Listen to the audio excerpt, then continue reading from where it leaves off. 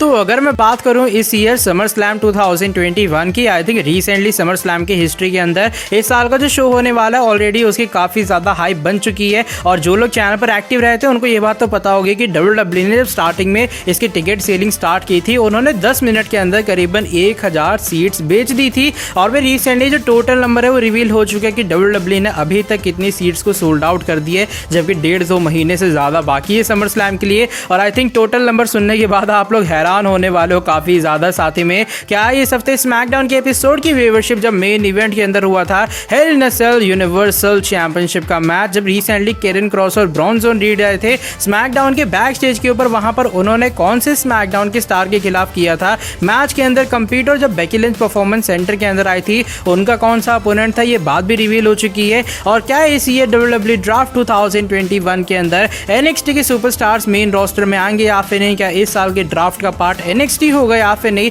ये बात भी हो चुकी है confirm. So without wasting any time let's begin this video. तो भाई वीडियो शुरू करने से पहले आप सभी से एक छोटी सी रिक्वेस्ट है कि जिन लोगों ने अभी तक गेमिंग चैनल को एक बार विजिट नहीं किया है, आप जाकर भाई एक बार चेकआउट करो, आपको भरपूर एंटरटेनमेंट मिलेगा। लिंक डिस्क्रिप्शन के अंदर मिल जाएगा। वहाँ पर WWE की 2K20, हम लोग क्रिकेट गेम्स खेलते हैं, हम लोग PUBG वगैरह भी खेलते हैं। बहुत जल्दी MIBG जो भी नाम है वो भी हमें आती हुई नजर आएगी, तो आपको भरपूर एंटरटेनमेंट मिलने वाला। अगर आप बोर हो रहे हो तो भाई जाके एक बार सब्सक्राइब करो, लिंक डिस्क्रिप्शन के अंदर मिल जाएगा। Recently Drew McIntyre versus Bobby Lashley के बीच जो गेम प्ले है वो भी आ चुका है, मजा आने वाला है मेरी सस्ती कमेंट्री के साथ में। एक बार छोटा सा ओपिनियन है, जाकर जरूर चेकआउट करो। लेकिन अब हम लोग बढ़ लेते हैं आज की हमारी वीडियोस वाली अपडेट की तरफ। और जो पहली न्यूज़ है वो इस बार जुड़ी है इस हफ्ते स्मैकडाउन के एपिसोड की व्यूअरशिप के बारे में। आई थिंक स्मैकडाउन की रिसेंटली हिस्ट्री के अंदर या फिर कह लो स्मैकडाउन के पिछले कुछ हफ्तों में ये जो शो था आई थिंक बेस्ट शो था स्मैकडाउन की तरफ से। बहुत ही ज़्यादा एक्शन पैक और एंटरटेनिंग शो था। शो के मेन इवेंट के अंदर हुआ था Roman Reigns versus Rey Mysterio Hell in a Cell structure के अंदर मैच बहुत ज़्यादा कमाल का था।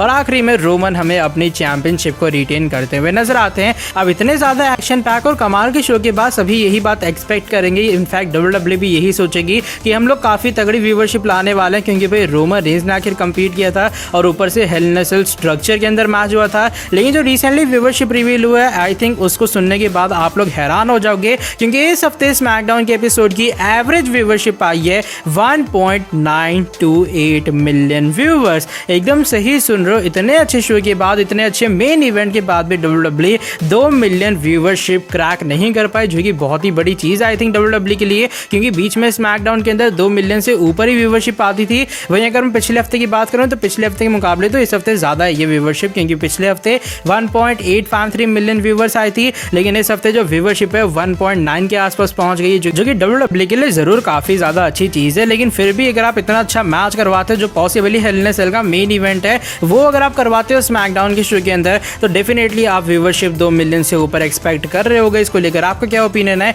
आई थिंक AEW भी उसी दिन हुआ था इस हफ्ते, जहां तक मुझे याद है, और शायद इसलिए जो व्यूअरशिप है उसके अंदर डाउनफॉल आया है। लेकिन फिर भी आई थिंक रोमन रेंज के कारण जो व्यूअरशिप है पिछले हफ्ते के मुकाबले बढ़ी है, और करीबन 90,000 या 80,000 के लोग आसपास और ज़्यादा व्यूअरशिप आई है इस हफ्ते स्मैकडाउन के शो के अंदर। क्या सोचना है आपका इस व्यूअरशिप के बारे में, जब कमाल के शो और कमाल के मेन इवेंट के बाद भी WWE 2 मिलियन से नीचे व्यूअरशिप लाई है? लेकिन अब हम लोग बढ़ लेते हैं आज की हमारी नेक्स्ट अपडेट की तरफ। नेक्स्ट अपडेट इस बार जुड़ी है WWE के इस साल के या फिर रिसेंटली कुछ टाइम के WWE के मोस्ट हाइप्ड पेपर व्यू के बारे में बात कर रहा हूं मैं। इस year biggest party of the summer slam 2021 के बारे में। अब इस साल का समर स्लैम ज्यादा हाइप्ड इसलिए क्योंकि रूमर से आ रहे हैं यहाँ पर John Cena versus Roman Reigns के बीच मैच होगा, Bobby Lashley versus Brock Lesnar के बीच में मैच पॉसिबल हो सकता है, एज वर्सेस सेथ रॉलिंस के बीच में मैच हो सकता है, जो कि जरूर बहुत सारे लोगों के लिए ड्रीम मैचेस होंगे। स्पेशली जो अभी फिलहाल सबसे बड़ी अट्रैक्शन है लेसनर को अगर मैं हटा दूं, तो वो बड़ी अट्रैक्शन है John Cena versus Roman Reigns for universal championship. अब जो लोग चैनल पर एक्टिव रहते हैं उनको ये बात तो पता होगी कि WWE ने पिछले हफ्ते ही अपनी जो समर स्लैम की टिकट सेलिंग है उसको स्टार्ट किया था। जैसे ही समर स्लैम की टिकट सेलिंग स्टार्ट होती है, डे 1 के अंदर WWE 1900 के आसपास जो सीट्स हमें अवेलेबल करती हुई नजर आती है, और सिर्फ 10 मिनट के अंदर ही 1000 के आसपास सीट्स बिक जाती हैं। अब सबसे बड़ा सवाल है, जब इतनी ज़्यादा डिमांड है, इतना ज़्यादा क्रेज है इस ईयर समर स्लैम का, तो करीबन एक हफ्ता हो चुका है टिकट सेलिंग स्टार्ट हुए, तो अब तक WWE टोटल कितनी सीट्स बेच पाई है? तो आई थिंक जो नंबर आए सामने उसको सुनने के बाद आप लोग हैरान हो जाओगे। और रिसेंटली डेव मेल्जर ने इस बात को कंफर्म किया है कि WWE ने अभी तक 37,000 के आसपास टिकट टिकट्स बेच दी हैं। आई थिंक एक बहुत ज़्यादा बड़ी वैल्यू है कि भाई WWE ने 37,000 जो टिकट्स है वो सोल्ड आउट भी कर दी हैं। और वहीं अगर मैं बात करूँ कि टोटल कैपेसिटी कितनी WWE ने अभी फिलहाल रखी है, जब 37,000 सीट्स हो चुकी हैं बुक, तो अभी फिलहाल टिकट मास्टर वेबसाइट के ऊपर 41,661 सीट्स अवेलेबल हैं। अगर ये जो सारी सीटें वो सोल्ड आउट हो जाती हैं तो WWE और सीट्स अवेलेबल करेगी,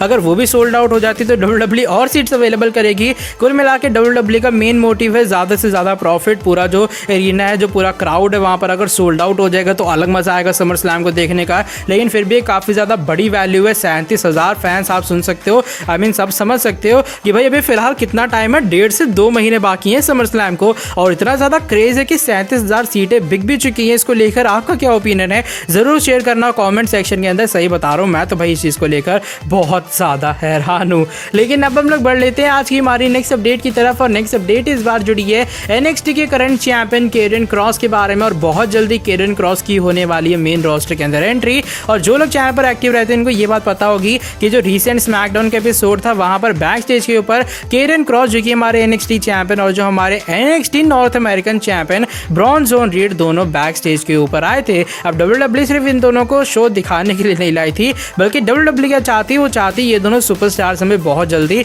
मेन रोस्टर के अंदर आते हुए नजर आए, वो तबाही मचाते हुए नजर आए। और ऐसी रूमर्स का मानना था कि इन दोनों ने आके यहाँ पर कुछ ट्रेनिंग मैचेस के अंदर कम्पीट किया था। और फाइनली एक और PW इनसाइडर की तरफ से अपडेट आई है सामने, और PW इनसाइडर ने ये बात रिवील कर दी है कि केरन क्रॉस और ब्रॉन जोन रीड का कौन से अपोनेंट थे। और ये बात रिवील हुई है कि जो इनके अपोनेंट्स थे वो थे जिगलर एंड रॉबर्ट रूड, यानी कि हमारे फॉर्मर स्मैकडाउन के टैग टीम चैंपियन। और यहाँ पर ये बात रिवील हुई PW इनसाइडर की तरफ से कि केरन क्रॉस ने जिगलर का फेस किया था, और जो हमारे ब्रॉन जोन रीड है उन्होंने बॉबी रूड का फेस किया था। दोनों सुपरस्टार्स ने अपने रिस्पेक्टिव मैचेस के अंदर विक्ट्री हासिल की थी। और मैच का जो एंड रिजल्ट है उसके बाद WWE ने इस बात को डिसाइड किया है कि भी फिलहाल जो ब्रॉन जोन रीड है उनको शायद थोड़ा और टाइम चाहिए NXT के अंदर, उनको NXT के अंदर और टाइम के लिए भी फिलहाल रखा जाएगा। लेकिन केरन क्रॉस को लेकर जो बातें वो और भी ज़्यादा अभी चल रही हैं बैक स्टेज के ऊपर कि भाई जितना जल्दी हो सके हमें केरन क्रॉस को लाना है मेन रोस्टर के अंदर। अब ऐसा माना जा रहा है कि अगले हफ्ते भी जो स्मैकडाउन का शो होने वाला है वहाँ पर भी WWE ने केरन क्रॉस और स्कारलेट को बुलाया कि भाई आपको आना पड़ेगा बैक स्टेज के ऊपर,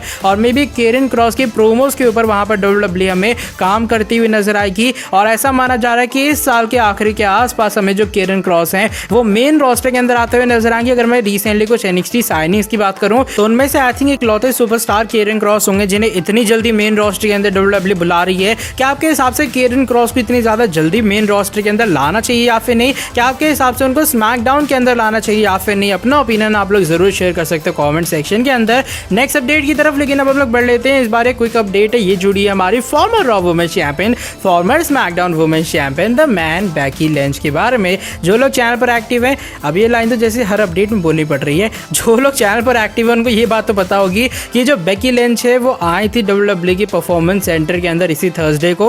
अब वहां पर आके उन्होंने ट्रेनिंग नहीं की थी, बल्कि वो हमें लाइव मैचेस के अंदर कम्पीट करती हुई नजर आई थी। अब वो लाइव मैचेस के अंदर कौन था बेकी लिंच का अपोनेंट, ये बात रिवील हो चुकी है। और रिपोर्ट्स का ये मानना है कि ये उनकी अपोनेंट थी NXT सुपरस्टार इंडी हार्टवेल। ऐसा माना जा रहा है कि बेकी लिंच और इंडी हार्टवेल ने आके कम्पीट किया था मैच के अंदर, और यहाँ पर बेकी लिंच की इतनी ज़्यादा अच्छी परफॉर्मेंस आई थी कि जो WWE के ऑफिशियल्स एंड ट्रेनीज है इसको देख के काफ़ी ज़्यादा खुश हुए थे। मैच के अंदर बेकी लिंच की ही जीत हुई थी, और बेकी लिंच ने इतनी अच्छी परफॉर्मेंस के बाद वो काफ़ी ज़्यादा खुश है कि हाँ भाई अभी वो फिट है, फाइन है। और इंडी हार्टवेल को हराने के बाद WWE ऑफिशियल्स का ये मानना है कि बेकी लिंच पूरी तरीके से रेडी हैं, उनको ट्रेनिंग वगैरह की बिल्कुल भी ज़रूरत नहीं है, जब चाहे वो एक बार फिर से हमें रिटर्न करते हुए नजर आ सकती हैं। तो बेकी लिंच के फैंस के लिए काफ़ी ज़्यादा अच्छी न्यूज़ है कि उनको ज़्यादा कुछ ट्रेनिंग की ज़रूरत पड़ेगी नहीं। ऐसा नहीं होगा कि उन्होंने आज ट्रेनिंग करनी शुरू की और 6 से 7 महीने बाद वो हमें WWE के अंदर एक बार फिर से वापस आती हुई नजर आएंगे। लेकिन अब हम लोग बढ़ लेते हैं आज की हमारी नेक्स्ट 10 फाइनल अपडेट की तरफ, और इस बार जुड़ी एक बहुत ही बड़ी न्यूज़,